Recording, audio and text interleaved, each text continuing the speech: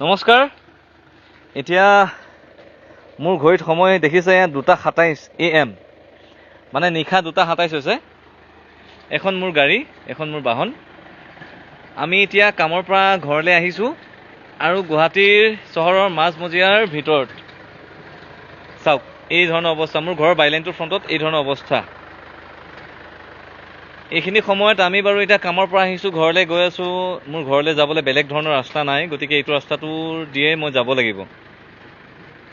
এই ৰাস্তাৰ মাজমজিয়ালৈকে দেখিবলৈ পাইছে আপোনালোকে, ৰাস্তাৰ মাজমজিয়ালৈকে ইয়াতে এখন বাইক কিবাকৈ পাৰ হৈ যাব পাৰিব। এইখিনি সময়ত এই ঘৰৰ স্বত্বাধিকাৰীজনে গম পাব লাগিছিল যে এইখিনি সময়ত যদি কোনোবা এজন মেডিকেল ইমাৰ্জেঞ্চি মানুহ যদি গৈ থাকে হস্পিটেললৈ, তেখেতৰ কি অৱস্থা হ'ব। আমি দুবাৰকৈ হৰ্ণ মাৰিলোঁ, কোনো নাই।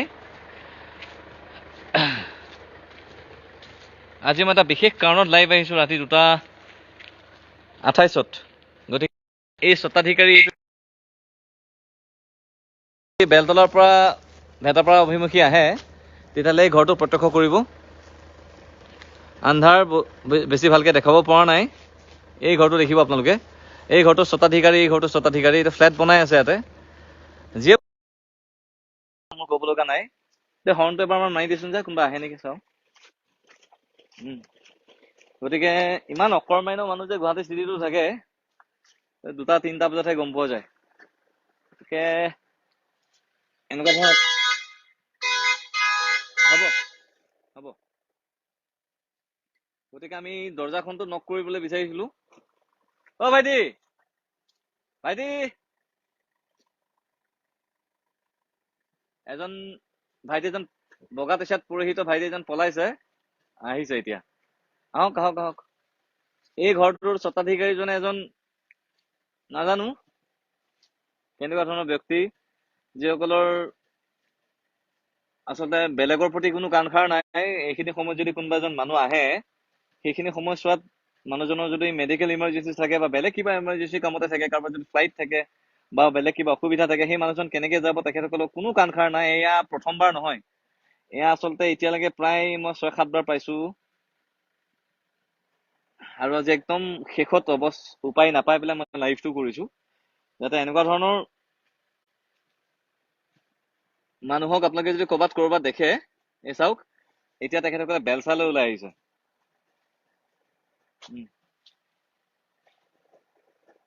এটা কাম কৰোঁ আমি।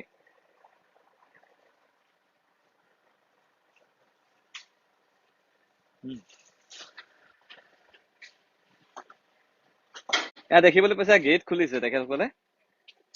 অকৰ্মান্য কমন চেন্সলেছ মানুহৰ নিচিনাকে তেখেতসকলে গেট খোলা ভাইটি, গেট খোলা।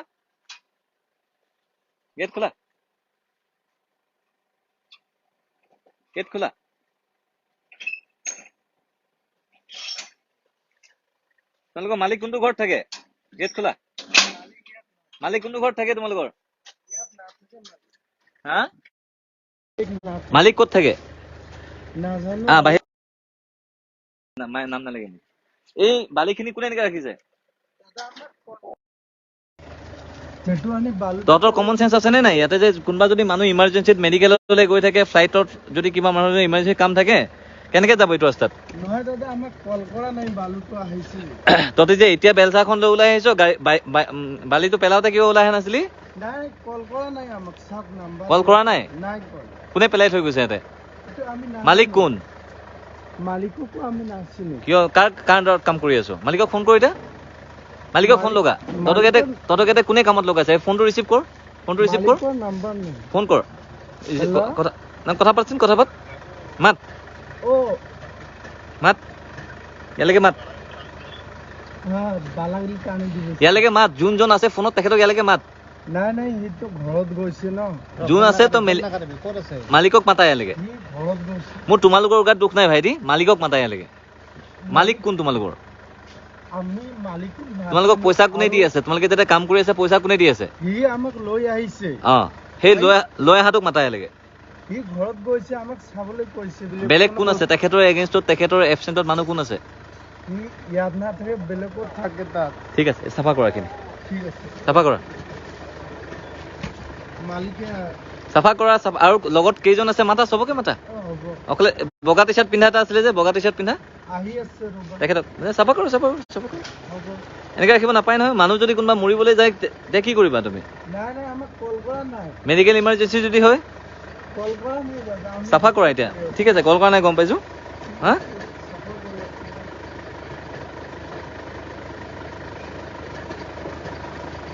কামত লগা মোবাইল পাই দিয়া এতিয়া কামত লগা চাফা কৰা এইখিনি বস্তু মই লাইট জ্বলাই থৈছোঁ গাড়ী যোৱা চাফা কৰা মানুহৰ ৰাস্তা তেনেকৈ ব্লক ৰোড চাওক এইটো মেইন ৰোড এইফালৰ পৰা ইনকাম টেক্স কলনি যায় এইফালে যদি চাই আপোনালোকে ভেটাপাৰা মেইন ৰোড পাব মেইন হাইৱে এইখিনি পাব আচলতে এই কৰ্মীসকলৰ কোনো দুখ নাই মই ক'বলৈ বিচাৰিছিলোঁ যিসকল লোক এই কামখিনি অন্তৰালত আছে তেখেতসকলক মই সুধিবলৈ বিচাৰিছোঁ আপোনালোকৰ কমন চেঞ্চ নাই নেকি অকণমানো কাণ্ড জ্ঞান বোলা বস্তুটো নাই নেকি আপোনালোকৰ কেতিয়াও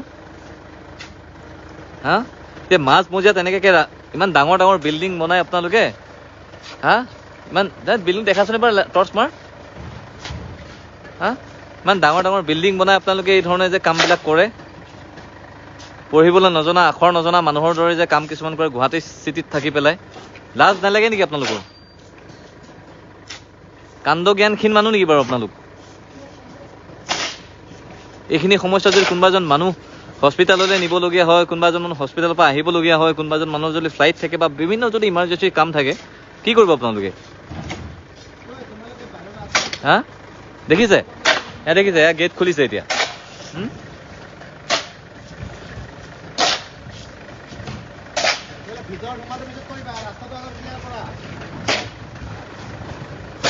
চাওক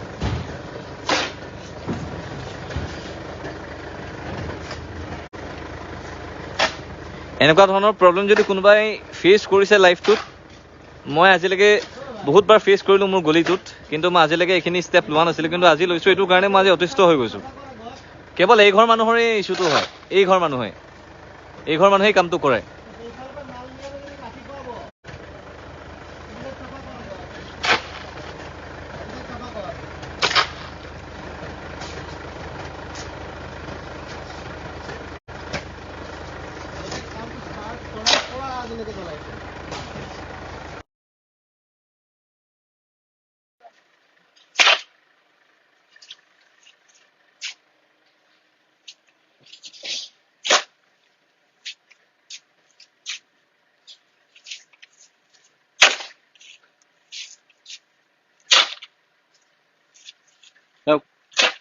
ফিল কৰক আপোনালোকে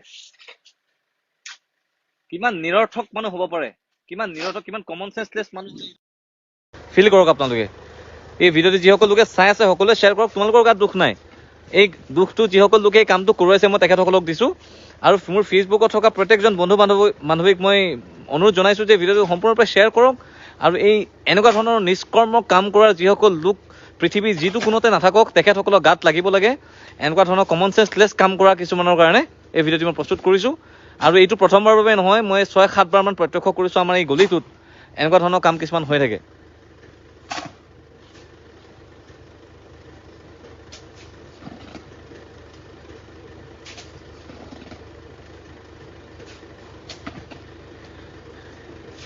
তোমাৰ মালিক ক'ত আছে এতিয়া মালিক ক'ত আছে মালিক ক'ত আছে তুমি নাজানা তোমাক পইচা কোনে দিয়ে কাম যে কৰা ইয়াতে পইচা কোনে দিয়ে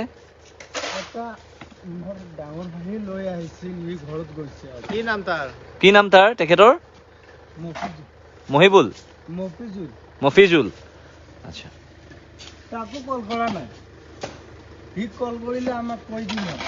এইটো তোমালোকে যেতিয়া বালি পেলাই আছিলে গেটখন কোনে খুলি দিছিলে মাতাই নাই আৰু কল কৰা নাই আমি ঘুমাই গেটখন নুখুলিলে এতে ইমান ডাঙৰ ট্ৰাক এখনে কেনেকে ইমান বালি পেলাই যাব নহয় আমি ঘুমাই আছো ন মাতা নাই আমাক কোনে মাতা নাই বালি আলাটো আৰু যেনে বালি আনিছে আমাক কল কৰাই মাতা নাই নাই কল কৰা এতিয়া তোমালোকে যদি এতিয়া যদি কোনোবা এজন ইমাৰ্জেঞ্চি মেডিকেলত যোৱা মানুহ আহিল হয় তেতিয়া কি কৰিলা হয় নহয় আমি তো জানি শুনি ফেলা নাই না তোমালোকে জানি বুজি নকৰাৰ কাৰণে সেইটো আমি মানি ল'ব লাগিব বাকী নৰ্মেল পাব্লিক ইয়াতে যিমানখিনি আছে তেখেতলোকে হাৰাশাস্তি ভুগিব লাগিব আমি নাই জানো কেনেকুৱা এইটো কৰি ঠিক আছে কাম কৰা ইমিডিয়েট কাম কৰা বস্তুখিনি চপোৱা মই চপাবই লাগিব খালি বস্তুখিনি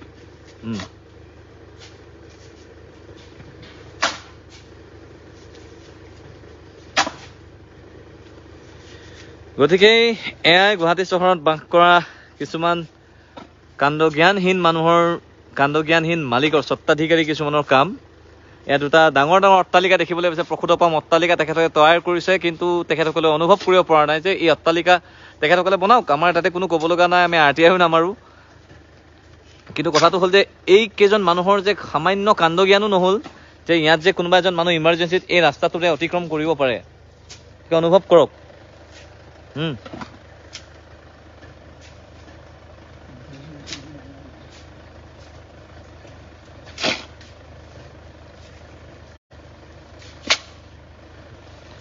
গৌৰাংগৰাগ ভাইটি, তই ঠিকে কৈছ, সঁচা কথা। গুৱাহাটীৰ প্ৰায়বোৰ বাহিৰতে এইবোৰ ঘটনা ঘটি থাকে, কিন্তু মই বহুতবাৰ চালোঁ। আচলতে আমাৰ ঘৰৰ গলিটোত এই বস্তুটো সদায় হৈ থাকে, কিন্তু সদায় আৰু কিমান সহ্য কৰিম। সেইকাৰণে আজি এই ভিডিঅ'টো শ্বেয়াৰ কৰিছোঁ। ৰাতিপুৱা যিসকল লোকে এই ভিডিঅ'টো চাব, নিজৰ গলিটোত এনেধৰণৰ ঘটনা নহ'বলৈ আপোনালোকে শ্বেয়াৰ কৰক। মোৰ বেয়া লাগিছে ল'ৰাখিনিক এনেকৈ ৰাতি উঠাই কাম কৰিবলৈ, কিন্তু তেখেতসকলে যদি সময়ত কামটো কৰিলে হয় তেতিয়া এইখিনি সময়ত এই কামটো কৰিব লগা হৈ নাথাকিল হয়। গতিকে যিমান দেৰি লাগক মই এতিয়া ৰৈয়ে থাকিম। এয়া মোৰ গাড়ী ৰৈ আছে আৰু মই ইয়াতে ৰৈ থাকিম, আৰু মোক এই জেগাটোৰেই মই যাম, কাৰণ এইখিনি জেগা তেখেতসকলে উপলব্ধি কৰিব লাগিব কি হৈছে কি হোৱা নাই।